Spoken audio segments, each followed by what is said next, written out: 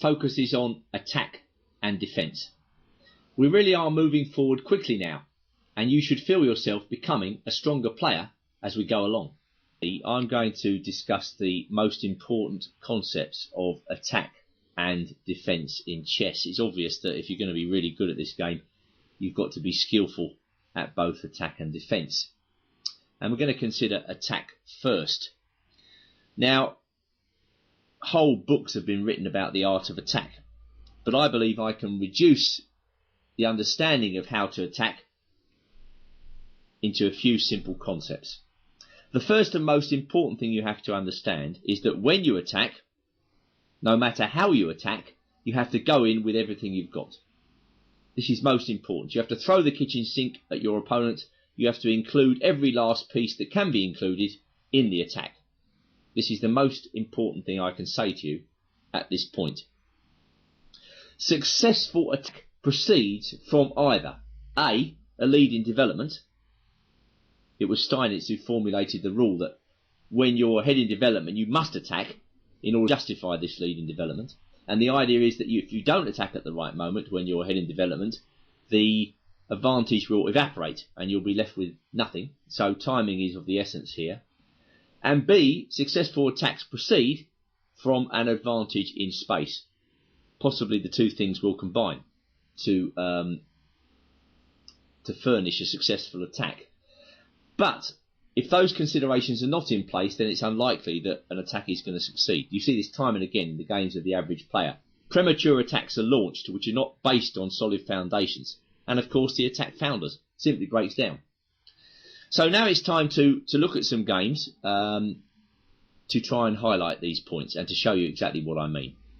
And the first of these games comes from the Hastings tournament, very famous tournament played annually in England. In 1972, this is an old game, but it's a classic. Playing white is Wolfgang Uhlmann, who was East Germany's #1 player for decades and one of the best players in the world. And playing black, the legendary Vasily Smyslov, an ex-world champion who, even in 1972, was a phenomenally strong player. A man with an incredible instinct for chess. Smyslov is really known as an harmonious player. That is the trademark of his style. Each of the world champions has contributed something to the game. And Smyslov contributed the understanding of harmony in chess. The necessity to coordinate the pieces and after that to go forward to increase the advantage towards the win. So on the one hand we've got the dynamic Uhlmann and on the other hand we've got the harmonious Smyslov. An exciting contest is guaranteed.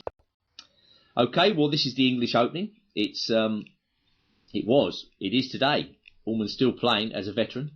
Uhlmann's favourite opening with white.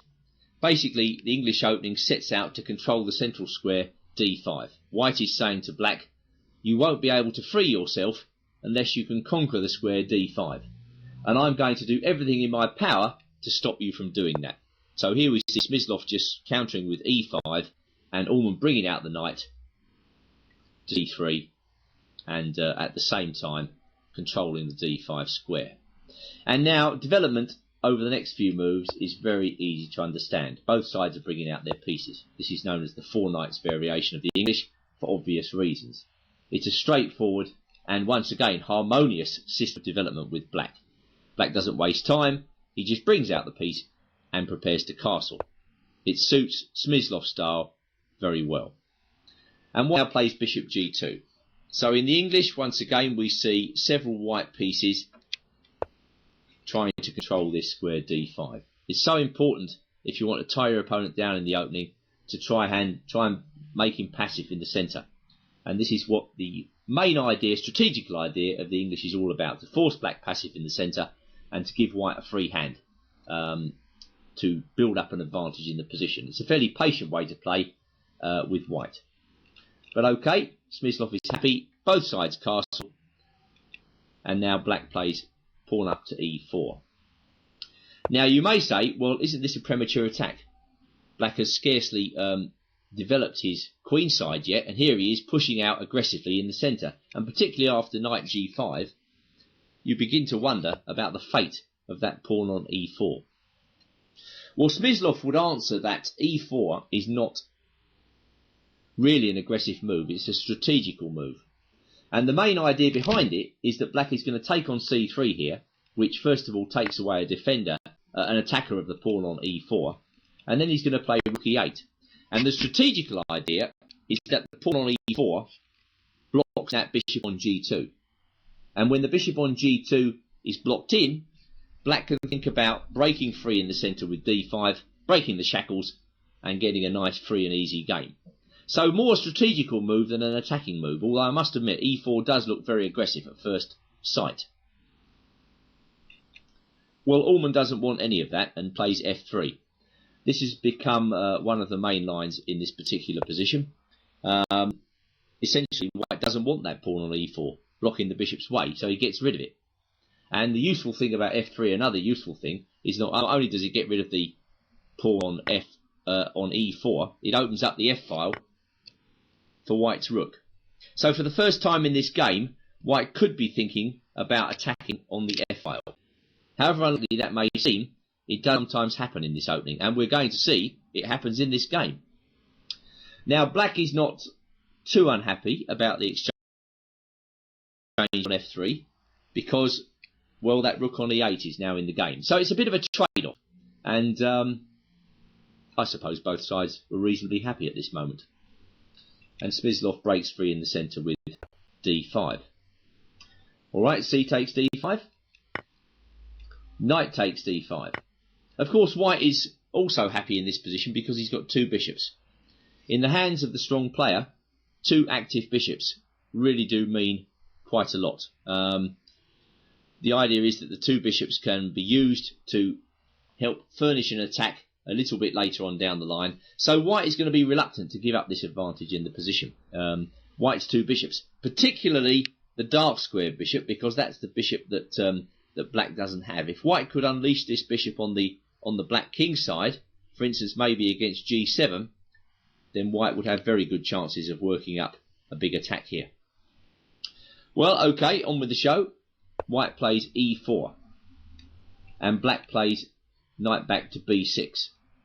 Of course, black might have considered capturing on e4, but then the bishop on g2 is free to go along the diagonal. There are lots of black pieces lined up on the diagonal to just be taken by the bishop, and f7 beyond starts to look a bit weak. So for that reason, Smyslov retreats the knight to b6.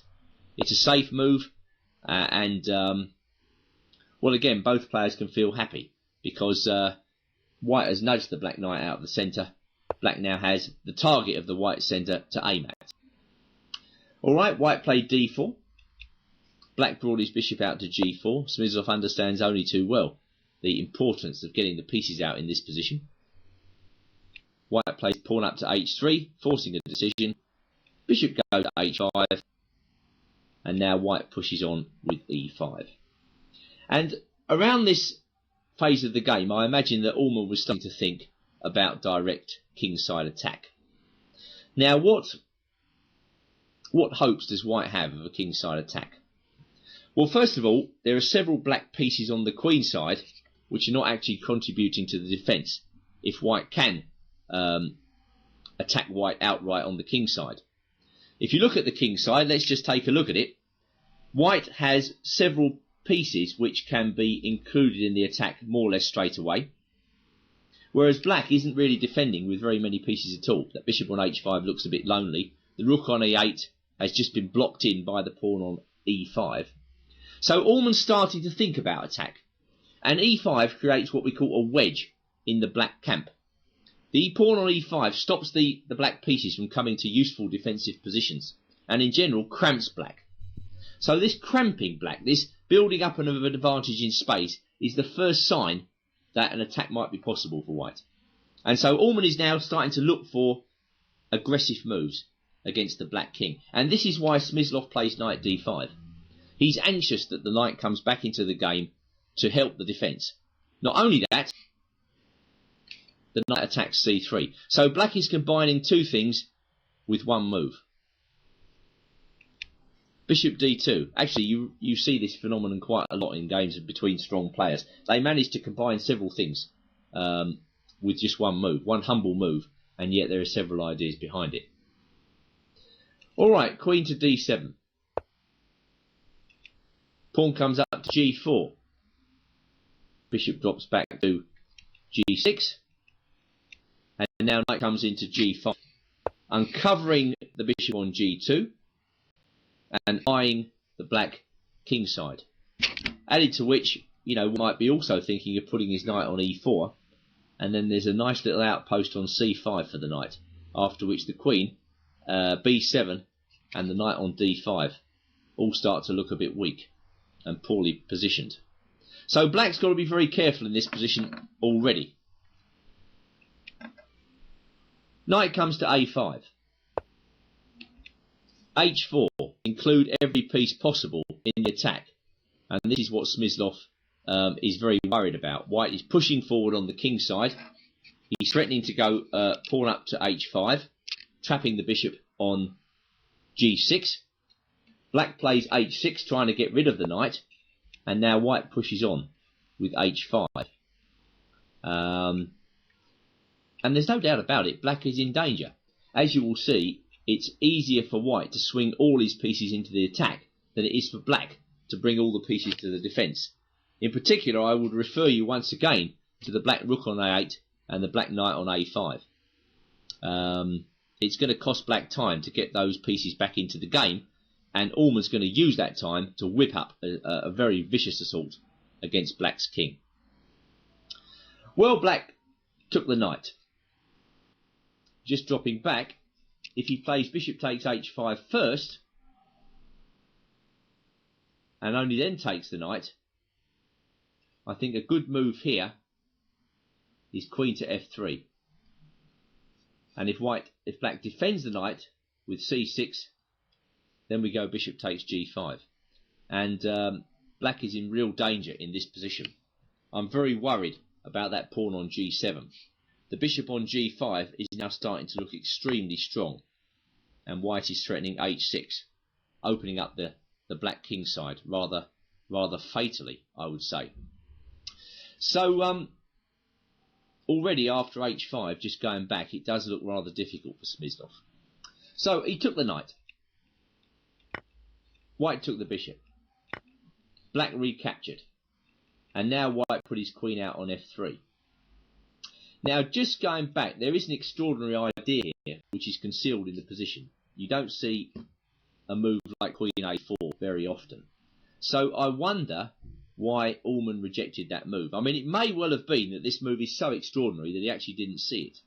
And the main point of it is that after queen takes a4, bishop takes d5 check, king h7, and now rook f2, extraordinarily forces checkmate. No matter what black plays in this position,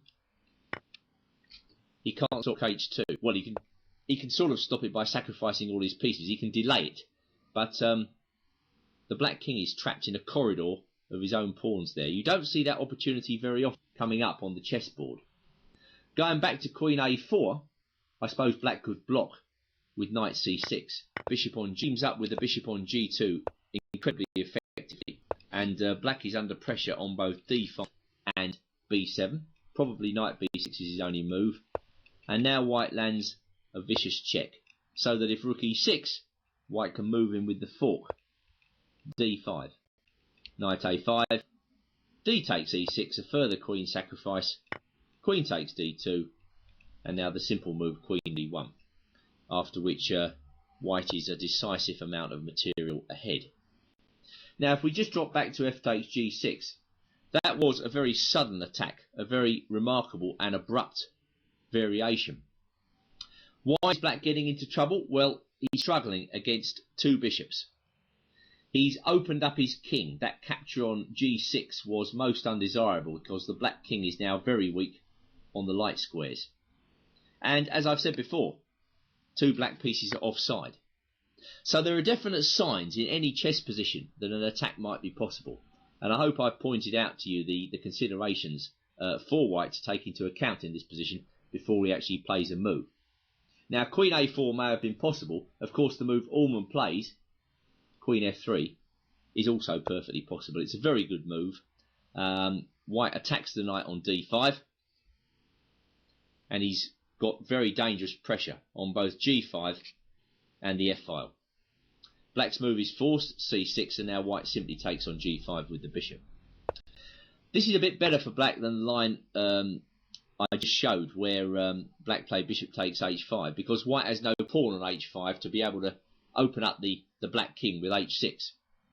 But on the other hand, the black knights are a long way from the defence, and as we will see, white now manages to include every single piece in the concluding attack, which Smyslov really is hard pressed to counter. So queen h3. Okay, white is thinking about action against the black king. Queen e6. Rook f2. White is thinking about including the last piece in the attack. Rook f8, countering on the file. Bishop f3. No way does white want exchange in this position, even to the extent of giving black a pawn. White includes his last piece in the attack. This is Uhlmann's overall plan. He's threatening rook h2. That in turn threatens queen to either h8 or h7, which is pretty lethal. I'm not sure that Smyslov has any defence against this plan. It's remarkable how helpless the knights are against this attacking idea. And look at the rook on a8. Hasn't moved, does nothing. Rook takes f3 was the only solution black can find. Obviously, just going back, if knight d5 by black, let's say, white just goes rook h2, and mate is not far away. So after rook h1, rook takes f3 played, queen takes f3, knight b5, no, knight b5, after which the ex-world champion resigned. A superb finish. What happens next? Well, black will take the rook if he desires to do so. King goes to h7, and then we get that beautiful corridor mate once again with rook h1. So that was a superb demonstration of how to work up an attack. In the end, Uhlmann increased the pressure by bringing every last piece into the attack, and even the ex-world champion Smyslov was quite unable to defend. So a very good example of attacking with everything you have.